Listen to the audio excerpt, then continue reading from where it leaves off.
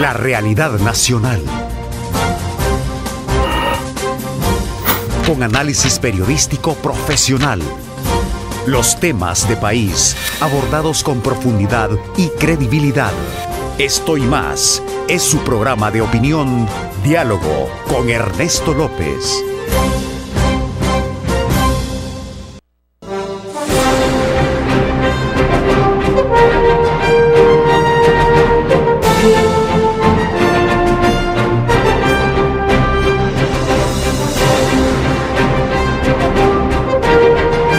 Vamos a continuar nosotros haciendo ese análisis pertinente y que tiene que ver mucho con todas aquellas apuestas que en algún momento fueron marcando la pauta de los aciertos del gobierno que está por salir. Así también nos va a permitir o nos ha permitido, tanto esta semana como la que viene, el poder proyectarnos a medir los alcances que pueden tener los retos que representan para el nuevo gobierno del presidente Salvador Sánchez Serén. Esta mañana un balance político, económico y social, donde vamos a aprovechar a hacer un diagnóstico de cuáles han sido los aciertos y desaciertos que ha tenido la gestión en este rubro de educación y política social como tal. Así es que de alguna manera vamos a ver qué alcances tuvieron las políticas implementadas en esta materia, qué se puede esperar del nuevo gobierno. Son temas muy elementales. Esta mañana de día jueves 29, que aprovecho también enviar un saludo muy especial a mi esposa, que este día está de manteles largos. Así es que muchas bendiciones a mi querida esposa, madre de mis dos hijos. Gracias, muchas bendiciones. Veamos. Debemos apuntar todos los salvadoreños a cambiar ciertas formas de relacionarnos y de dialogar para lograr los objetivos principales, que es lograr acuerdos de país en temas cruciales que le importan a la ciudadanía, que le importan a usted, que me importan a mí, que nos importan a todos nosotros. Uno de ellos es el tema de la política social, qué va a pasar con la educación, la salud, el sistema de protección social. Hablemos también de las instituciones, de la gobernabilidad democrática, del crecimiento de la economía, porque al final, sin empleo, pues bien difícil salir adelante para muchos hogares, ¿verdad? Es que sí hay que reconocer que en este periodo de gobierno sí se le dio mucho más énfasis a la política social con base en derechos y en la protección desde la perspectiva de ciclo de vida, es decir, que hayan mecanismos de atención en función de los diferentes grupos de edad de población. Otro punto a favor es que sí ha habido un esfuerzo de parte de los equipos técnicos de la Secretaría Técnica de la Presidencia de tratar de ordenar qué se entiende por política social o qué se debería entender y cómo debería trabajar. También ha habido una colaboración muy importante de la cooperación internacional en esta dirección, pero obviamente eso ha sido lo positivo, pero hay puntos que hay que reconocer que no han sido tan positivos y sobre los que se debería trabajar en este nuevo periodo de gobierno. Creo que coincidimos en el hecho de reconocer que en la parte de política social, yo le llamo compensatoria, ella le llama de protección social, pero para mí es compensatoria, dirigida a los sectores más vulnerables y sobre todo a los sectores que son afectados por el funcionamiento del modelo económico. Yo creo que ha tenido bastantes aciertos y ha tenido impacto. Incluso yo estoy segura que esa reducción que ha habido en las tasas de pobreza o los niveles de pobreza en El Salvador está bastante asociada a ese efecto de las políticas sociales compensatorias, como que generan que generan transferencias monetarias a las familias. También veo con mucha, me gusta, con mucha satisfacción el hecho que se haya institucionalizado esos programas sociales compensatorios por el hecho de haberlo convertido en una ley, y eso de que aquí en adelante significa que ya no van a depender de la cooperación internacional o de la buena voluntad de las personas, de las empresas o de las ONGs, sino que tiene que haber un esfuerzo presupuestario, un esfuerzo fiscal propio para darle continuidad. El tema de la política social desde una perspectiva integral, yo ahí veo unos grandes déficits.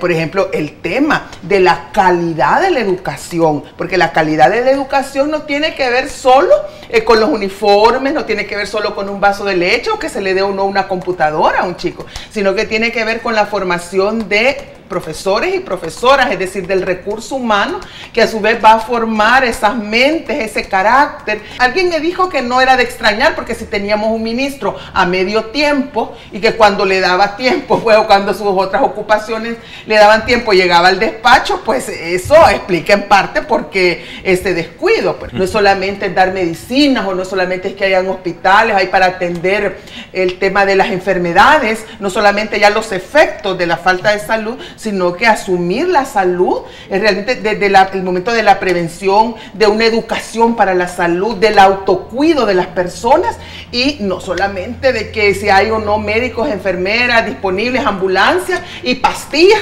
para curarnos de las enfermedades, porque eso no, eso es un enfoque inadecuado de salud, y creo que este gobierno no ha llegado realmente a un enfoque integral, y ahí se desperdició mucho de la experiencia que tienen entidades como por ejemplo Techo, o entidades que tienen como por ejemplo la Fundasal, que pudieron haberle enseñado tanto a este gobierno de cómo se resuelven los problemas de vivienda con participación de la gente. Entonces ahí sí, para ahí queda aplazado, y ahí tenemos un montón de viviendas construidas que no las puede vender porque son simplemente inaccesibles al poder adquisitivo. Después de los resultados de la segunda vuelta de las elecciones, nos encontramos con un panorama de una sociedad dividida.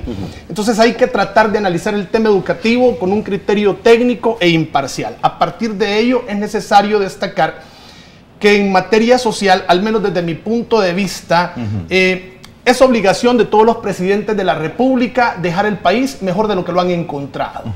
Entonces, a partir de ello, al menos en el campo de políticas sociales, yo pienso que Mauricio Funes dejó un muy buen legado. Un legado mucho mejor de lo que pudo haber dejado 20 años de gobiernos atrás. Sí, aunque muy probablemente a muchos sectores de la derecha esto no le guste. Mauricio Funes argumenta en el plan social educativo, vamos a la escuela, la necesidad de una escuela nueva y el rediseño de un aula. Sin embargo, empezamos mal. Empezamos mal con un ministro de Educación que trabajaba sobre la base de una escuela a tiempo pleno, pero era ministro de Educación y era vicepresidente. Entonces, o se es chicha o se es limonada, pero las dos cosas realmente no funcionaron. La escuela a tiempo pleno demanda un director de 24 horas, que se despoje del traje, de la corbata, de la camioneta y que conozca la realidad educativa salvadoreña. Los logros en materia de educación realmente se percibe como un éxito la entrega de los paquetes escolares que consisten en zapatos, uniforme y útiles. Ojo, es muy probable que algunos sectores políticos y económicos intenten minimizar en el gobierno de Mauricio Funes este maravilloso logro. Y es lógico pensar eso porque a gran parte del modelo económico imperante no le interesa un trabajador muy educado. El Ministerio de Educación recibe 827 millones como parte de su presupuesto. Parece ser que estos 827 millones no alcanzaron para reparar el portón del del complejo educativo Bernardino Villamariona de Panchimalco, portón que debido a la precariedad de la infraestructura educativa le cae a un estudiante de 17 años y lo mata. No obstante, en el 2011 se argumentó de que el gobierno, según datos del MINED, había invertido en la reparación de infraestructura educativa 19 millones de dólares. Y en el 2012 manifestó haber invertido 54 millones de dólares para reparar cerca de 900 escuelas. Para el 2014 tenemos un déficit estudiantil de 25,000 estudiantes menos matriculados en la escuela salvadoreña, y todo producto en gran medida por la violencia escolar y por el tema de pandillas. En referencia a la calidad educativa, es precisamente porque nuestros estudiantes ahora tienen tecnología como distracción, no ven en el estudio una oportunidad de acceder al empleo, y ojo, hay un alto nivel de interés en migrar a Estados Unidos. Sí, yo quiero sobre eso, mire, es cierto que quiero relativizar algunas críticas que se hacen a este tema de los paquetes escolares. Yo sé que hay para muchas personas de clase media o de clase alta, para familias, eso les parece insignificante por el tema de costos, pues porque que cuesta, o sea, dicen, pues realmente qué le cuesta a la familia comprar un paquete de 20 dólares, de 10 dólares, no saben que para una trabajadora de la maquila, 10 dólares es más que el salario mínimo diario que tiene. Es que no solamente es tener libros de texto, y cuál es el contenido de los libros de texto, cuáles los ejemplos que ilustran los contenidos, cuál es el lenguaje que se utiliza, qué tipo de enfoque educativo se tiene. Es un enfoque que reproduce la desigualdad entre hombres y mujeres, por decir, mi mamá cocina, mi papá trabaja, por ejemplo. Por eso es importante tener los libros de texto, pero esa es parte de la tarea. El 25% de la tarea, el 75% de la tarea está ubicada en revisar el contenido, adaptarlo a la realidad del desarrollo y las necesidades del desarrollo del país, no a las demandas del mercado, sino que del desarrollo del país, del autodesarrollo de las personas. Y en tercer lugar, invertir en que profesores y profesoras que utilizan esos textos y que son guías y que van acompañando el proceso educativo de los niños y las niñas, manejen, dominen esas pedagogías. Yo he visto estudiantes, y estoy hablando a nivel universitario, que todos están en el aula con la computadora, pero muchas veces están en Facebook, no están en la clase, están en otras distractores a la enésima potencia, o están jugando lastimosamente. Entonces, lastimosamente. Entonces, es un tema de que tiene que ver con acceso a servicios públicos, con acceso a internet y con orientación. Entonces, ¿sabe qué es lo que ocurre, licenciada Julia? Ocurre un fenómeno mediático muy interesante. Gran parte de la sociedad salvadoreña manifiesta no tener para libros, ni para cuadernos, ni para uniformes, pero tienen teléfonos celulares de primera generación, y todos los días le compran sal. Salir de la pobreza e intervenir en esa dirección es complejo, pero hay esfuerzos que se han comenzado. Ahora, ¿qué podemos hacer diferente? Quizás lo primero que quiero traer a cuenta es lo que ya hemos coincidido, creo que los tres, y es que hay que ir más allá de políticas compensatorias y de protección social. Esas son importantes para la población en extrema pobreza, porque es cierto, hay algunos programas que sí tienen una acción inmediata sobre el ingreso de los hogares que es provechosa y que es del reconocimiento de todos los actores que eso así funciona. Hay que reconocer que los salvadoreños nos merecemos una política social que realmente actúe en beneficio de nuestras capacidades y desarrollar nuestro potencial. El paquete escolar es un programa que efectivamente se ha comprobado que tiene algún efecto en la autoestima de los niños. A los niños les encanta ir con el uniforme, a todos nos gusta ver a los niños con el uniforme caminando hacia la escuela, y eso es muy bueno. Y de hecho en otros países los estudios han demostrado que su efecto más importante es en el empoderamiento de los niños, la autoestima y en el sentido que se sienten iguales en el salón de clase. El aumento de los celulares en los niños en las escuelas, el último estudio. Sí, y con el paquete, entonces se especula de que bien podría ser que al tener más ingresos los hogares, en lugar de utilizarlo para libros, que bien contribuyen a la educación, ¿verdad? Lo utilizan los niños para comprar tarjetas de celular o celulares y estar ahí chateando o haciendo otras cosas y no necesariamente enfocarse en lo que se deberían de enfocar, que es el aprendizaje.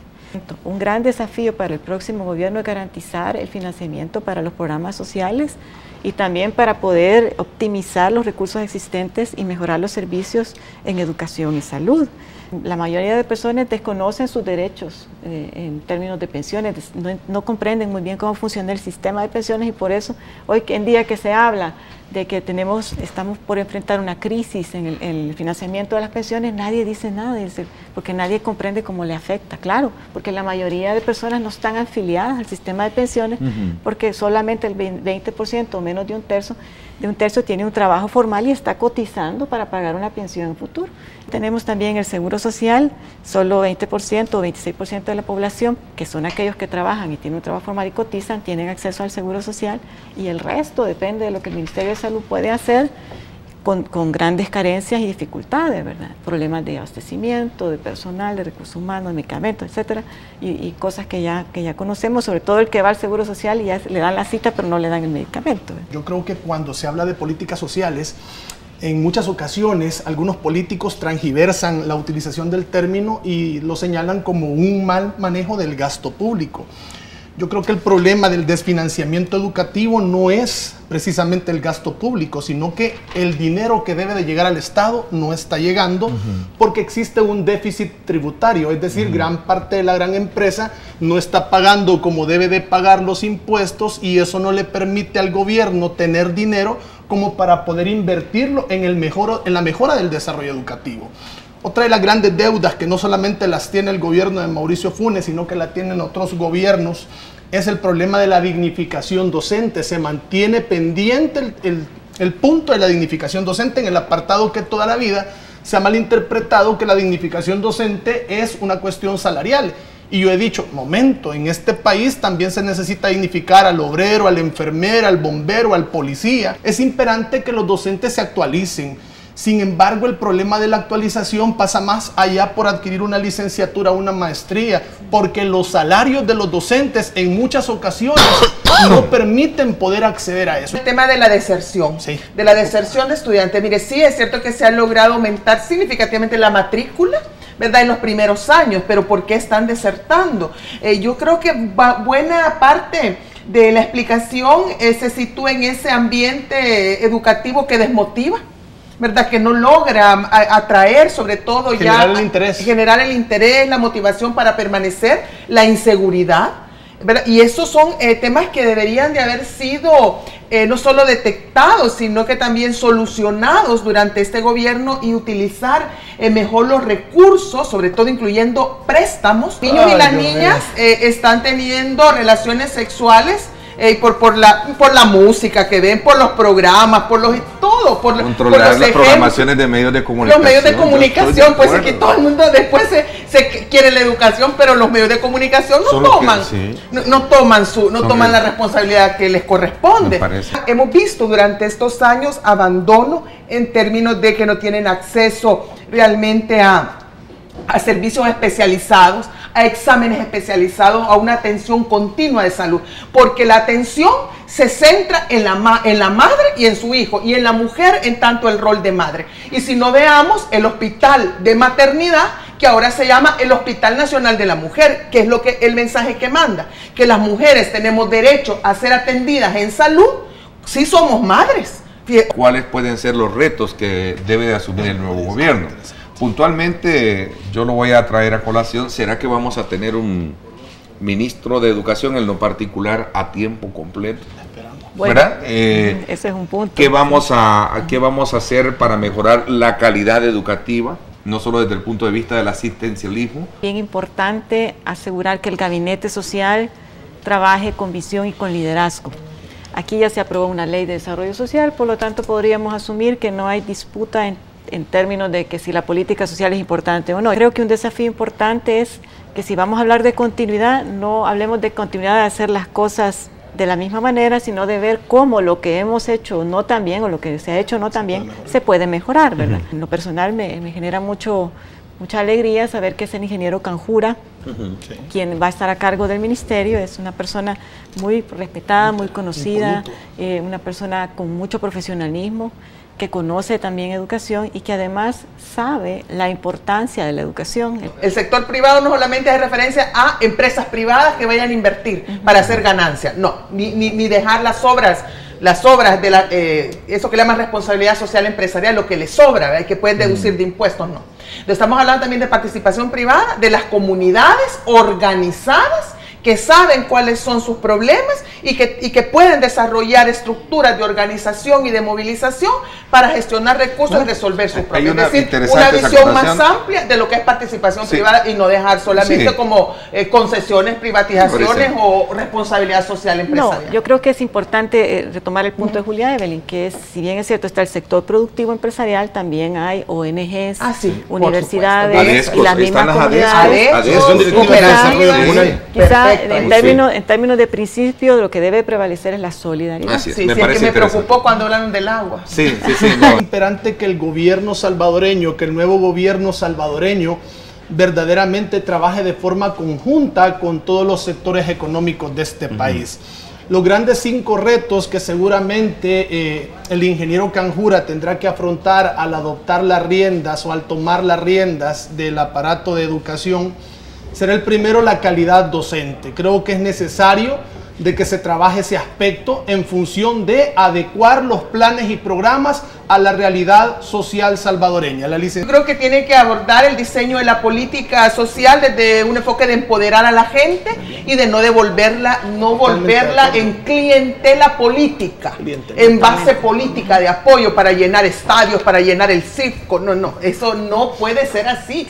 Una política social que debe estar articulada a la política económica, porque si no, lo que hace con una mano Con la política económica va a tratar de compensarlo con la política social y nunca va a tener recursos suficientes y siempre va a continuar el círculo vicioso de reproducción de la pobreza, porque la base, las causas estructurales de la pobreza, la exclusión, se encuentran en el sistema económico. Ahí hay que tratar de articularlo y cambiar también en lo económico, porque después nos quejamos de que porque hay tanto consumismo y porque la gente utiliza el dinero, el poco de dinero disponible para tener saldo, para tener teléfono, cuando realmente es una sociedad que eso es lo que premia el consumismo y castiga premia la apariencia y castiga la austeridad y castiga también la humildad. Entonces despedimos al presidente Funes, pues sí, tenía buenas intenciones, pero como dicen, del dicho al hecho hay un largo trecho, y a él realmente el trecho fue muy grande en la política social. Le deseo que Sánchez Serén no le pase lo mismo.